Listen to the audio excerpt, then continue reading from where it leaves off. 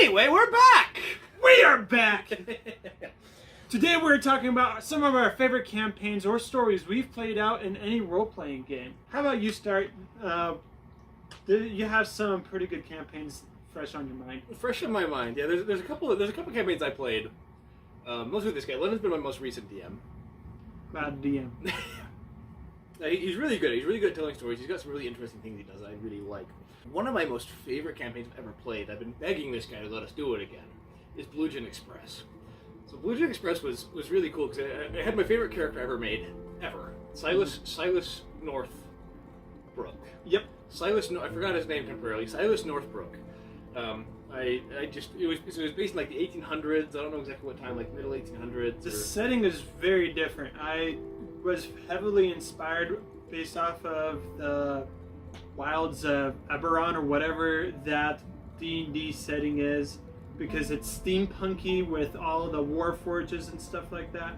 You have the shifters who are basically Native Americans out in the wildlands, but I took my own twist on it because we have cowboys, and I love cowboys, and you have these cowboy adventures in this fantasy-like setting, but I also love samurai. And the funny thing is that cowboys and samurai coexisted roughly the same time, and the setting was you had the Vidalkins, who were the samurai people in the east, and you had this hodgepodge of everything else in the world on the west. I didn't even make a name for the West Country. I just called it the West Country. It's just very literal. It's like the West Country and the East. Yeah, the East was the Mikami Federation. I don't know why, after all this time, I still remember that. But it was your crazy sci-fi steampunk hodgepodge. It was like, There were dinosaurs. Yeah, it was weird. I loved it. But the problem with it was only 2-shot. Yeah. And I loved the setting. It was one of the most favorite settings I've ever played. Where I was like, I want to do that again. Mm-hmm. It was cool because we all made characters, and the idea was our characters were criminals. We were thieves or something of some kind, where we were hired by some guy. All I remember he was like a boxer. He was like a bare knuckle boxer or something. Yeah, he was a wizard boxer. Yeah, he was a wizard boxer, which I think is hilarious. But he was a wizard boxer that hired us to make sure some banknotes didn't make it to his destination on this train. The train was called the Blue Gin Express, hence the name of the campaign. It didn't matter how we got rid of it. Like, we could have destroyed the money, we could have stolen it. It didn't matter, so long as it didn't make it to its destination. Yeah, that was the big thing. It didn't matter what we did to it, so long as it didn't get to its destination. We had a lot of people in this, and a couple of them were brand new to Dungeons and Dragons. It's like one of the people there, Gabriella. It was Max's sister, right? Max's sister was also there. Gabrielle was Ben's girlfriend. Yeah, that's right. She showed up. She didn't have a character she'd never played before. We're like, sweet. I just handed her a character sheet, and she was the most fun. I remember Max's sister was there, and I think it was her first time playing D&D as well, and she's playing as like a 14-year-old tabaxi. Yeah. And that was my favorite character of everybody there. I think one of the cool things I did with this, even though that we had 6+ characters at the table, I took 30 minutes to go over everybody's backstories. Did a little flashback of why your character is your character. Right, and it was really cool because Max's character was a guy named Jeddawa. Yeah. And that's a bit of an inside joke based on another campaign we did. But Jeddawa was he was an orc, a half-orc? Yeah, he was a half-orc warlock. And his whole thing was he's like, I'm a priest of the Prophet Uguay of the Ibesian Church. Mm-hmm. But he had never read the Bible. That was his whole thing. So he's like, and the Prophet Uguay did say, put the money in the bag. He was a robber. He was a bank robber. So my character and Jeddawa. So my character was Silas. Silas and Jeddawa fought in some war together. So there's a war between the East and the West. Yeah. Between warforges and people that were genetically modifying creatures. Mm-hmm. We got stuck in a prison camp, and Silas got experimented on. So he had a crab arm. Yeah. Just a crab arm. Silas liked messing with Jodie's character too, because he thought she was like too prim and proper for this. Yeah. It's like, you're not a criminal. Because the whole point was we were all criminals. Well, the thing was that her character and the Tabaxi character were a really good fit because they were able to hide and go up into the front of the coach or the front of the train and start splitting it up. Otherwise, you would have had a lot more difficulties having everybody fighting you in one cart. Right. It would have just been like fish in a barrel. I remember Max stole a donation box from a church. Yeah. That's what he was using to rob people on the train. Like, put the money in the box. He's got his revolver. It was such a trip, but it was so cool because at the very beginning, we did this in 2 sessions, in 2 Saturdays in 2 weeks. Yeah. And the first session, it was like, hey, you're being hired, here's how it is, and then we got a bunch of gold up front, and we made plans. It's like, okay, what do we need to buy? What do we need to do so we can rob this train? My original plan was, well, we don't need to verify it. We just need to make sure the money never got there. Yeah. So we found out there's a bridge going over the Blue Wash. Yeah, we found out there was a bridge going over this river, the Blue Wash. I'm like, well, let's just destroy the bridge before the train. Like, as the train is getting onto the bridge, like when the explosives are underneath it, we blow up the bridge with the train and just send it all into the river. That we don't have to worry about it. But everyone else is like, oh, let's just rob the train. We want the money. Yeah, I think the biggest problem was that the train was leaving really soon, and you guys would have had to start writing out right away to make it out there. To make it out there. And it was such a cool. I just liked that idea though of being able to plan out a heist and then seeing how our plans work. Like, it made me feel really, really accomplished with that. It was like, these are our plans and it's working the way we wanted it to. It's like Silas and Jedediah, they were the front men on the train. Like, yeah. Once it got so far out, they like put on masks and started robbing everybody, just making it look like it was a regular robbery. And then we had the Tabaxi and Jody's character. Yeah. That went out and they were trying to stop the train. I think they're going up to the engineer's compartment so they could stop the train. Yeah. So they pretended to be a mom and a daughter, which was really funny because they didn't look like each other. Because one was a Tabaxi, it was like a 14-year-old Tabaxi. And I think Jody's character was a Yuan-Ti. What's a Yuan-Ti? Snake person. Oh yeah, okay. I think she was too. So they were just like, I remember you were like, you were playing as the train conductor, and you're like, that's your daughter? And it's like, have you not heard of adoption? But they wouldn't stop it. And then the other two, it was Ben and Gabriella. I think they actually went to the compartment they needed to actually rob the train. So like, well, it was getting stopped, and we were distraction.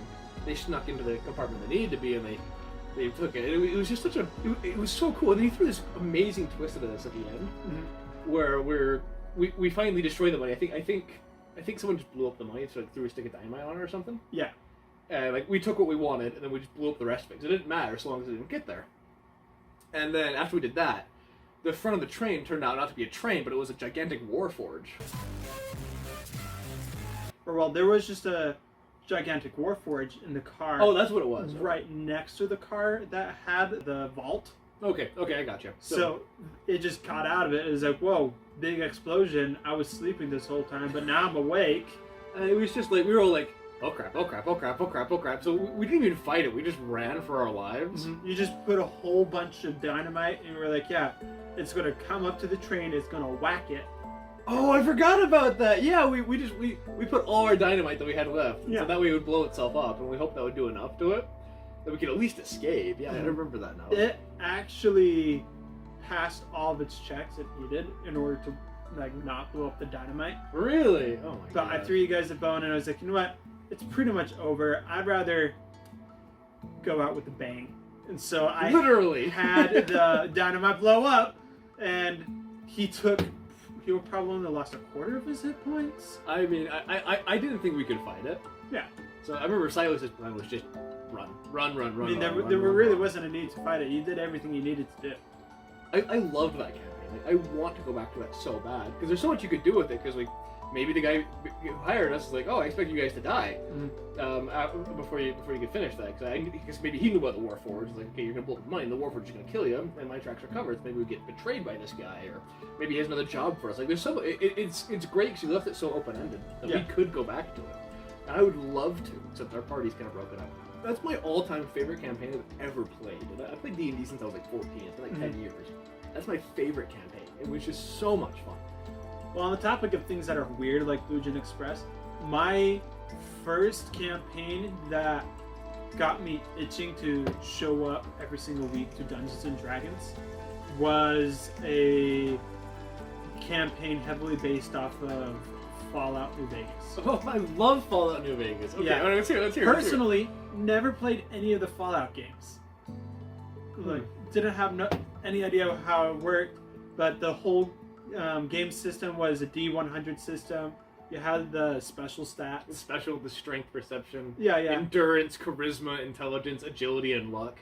And at the very beginning, I played a character who was a land pirate, died in my second session because of some very stupid decisions I made. Okay, I gotta hear these stupid decisions, though. Alright, so we were, like, escorting this guy who had a whole bunch of these giant cows, radiated cows, covered in... The Brahmin? Yeah, it was Brahmin, that's what it's called. Yeah. I don't remember. I played Fallout for years, so... Yeah. I love Fallout. So we were escorting these two Brahmin covered in, like, food and rations and stuff, because he was planning on selling it at the town of Yon, which is at the location of the Grand Canyon, and just the rest of the sign fell over, and it was just the YLN. Oh, that's awesome. That's awesome. That's so Fallout, too. Yeah. So we got stopped by some bandits, and the bandit, and I was brand new to Dungeons and Dragons, so I was ready to make some bad decisions. Right. He had a really nice looking revolver, and I had a checklist on my pirate plans. It's like, I had to get a nice vehicle for my boat, substitute for my boat. I need to have a good revolver, and I need to have a good sword. Those were my plans. Well, my plans ended when I saw that revolver, and it's like, yeah, step one, get that revolver. Steal the revolver. And I was like, guys, let's fight these guys. And everybody else did not want to fight. So I just got shot up and died. And the rest of the bandits are like, do you want to fight us too? And they're like, no. Nope, we're good. Yeah, no, He was an absolute idiot. We're happy he's gone. It's so cold. And so then I started playing as a new character who then got killed off right away because we went with the bandits and decided to team up with the bandits. But my new character didn't want to team up with the bandits. He wanted to team up with Jan, based off of his backstory. Okay. Everybody was like, yeah, all right, let's team up with Jan rather than be with the bandits. At least we have some, like, lawful security. But one of the guys, he was sleeping the whole time. Okay. Like you said one of the guys, like one of the players? One of the players. His character was sleeping the whole time when we were making the plans. And it was me and him who went back to the city of Yon when I came out clean. As like, yo, they're going to make this attack. We're going to ambush them during this attack. And the guy who was with me did not know about the plan. And so when we were in our hotel that night, he shot me dead. Because he thought that you were going against him. Because he thought I was going against him. Oh my god. So I got coup de grace in my sleep. And, like, didn't even have to roll defense or have any. Because you were dead. You were asleep. I was asleep. How are you going to defend against that? Right. You're unconscious. Well, I had a dog with that character, and then the dog killed him. Nice. Yeah. Good loyal pooch. Yeah. So they're like, wow. They just died in the hotel room. The plan didn't work out the way they wanted to. Oh, that's awesome. So the whole world was just Fallout, like post-nuclear war. Mm-hmm. Yeah, we came across a Deathclaw. So I had a Molotov cocktail in my bag that I was preparing for later because it was like, yeah, this will be really cool. And I lit it. I ran up to the Deathclaw. I threw it. But the thing was, I min-maxed my character. He was good at shooting, but he stunk at literally everything else. So did it go wide? And you're like, oh crap! It bounced off his chest, landed in the stream bed that he was standing in, and floated down the river. The guy had 3 attacks. Uppercut me, critical hit. Uppercut me again, critical hit. He used a 3rd attack. I was already dead because I min-maxed my character. Right. I had no hit points. Right. And Deathclaws are pretty tough to begin with in the game. So yeah. I imagine if he was converting that over to like a Dungeons and Dragons format, it would probably just as insane. Yeah. And everybody else struggled with throughout the rest of the fight. All I did was prevent him from getting closer to everybody else, so that way they had an entire round of gunshots at him. Okay. Before he started chopping at them. Oh. And that was crazy. I don't remember exactly what happened after that. I kind of tuned out after dying. One of my favorite settings I've ever run, Allum. Allum was one of my favorite ones to play. We've talked about Allum extensively. Allum was interesting because Allum was was based in like that city with a tower. Yeah. It was, like the tower was first. They built the city around this tower. Was Alum thinking about what you were going into the campaign with Alum versus what you got out of it? Was it anything that you expected? So we've talked about this a lot. So one of the issues I had with Alum was that I missed a ton of sessions. Right. Like it's nothing wrong with Alum itself. I had a bunch of work stuff come up that like in that like 2-month period. Mm-hmm. So in like a 2-month period, we played every single Sunday. I probably came twice, and it was really cool because when I first got started, I'm like, oh, Tyler's gonna be like this. He's gonna get really involved in the story because it was this cool mystery you had set up, Right. with the whatever you call them, the Dorothea. Yeah, the Dorothea. It was basically like the FBI or something. Mm-hmm. And I was like, Tyler's gonna get really involved in Dorothea. He's gonna really try to solve stuff. So in our first session, Jody and Max went off and did something in this warehouse we went to. And Tyler went up and he's like, I'm gonna go search the informant's office and see what we can find there. Like I was really involved. I had to put a bunch of desks together to make me seem more important. Like Yeah. Like Tyler was just, I was like super involved. But then I missed so many sessions. I had no idea what was going on. And I was like, Which was funny because I think everybody was in a very similar boat because everybody had only bits and pieces of the picture because everybody was missing sessions. right. Because like Max wouldn't show up a couple of times and Jody wouldn't show up. But like I loved the setting of Alum. I loved the idea of like the mystery and having it be like a hub world and having a because like there was so much interconnected detail stuff within a 500-mile radius. Right, and it was super cool because everybody knew everyone in some way, like the 7 degrees of everything kind of. Yeah. Because there's that theory that that you can connect yourself to anyone in history within 7 degrees. That's kind of how this world was because it's like, yeah, this person knows these 3 people, hates this person, and this person actually likes this person who hates them. But they know these people, and these people know these people, these people know these people, these people know these people, these people know these people. And it was super cool because whatever we did had a consequence, and it was a readily apparent consequence too. It's like, yeah, you killed this person. By the way, they would have been able to help you with this, or this. But because you killed them, yeah, that connection's completely gone.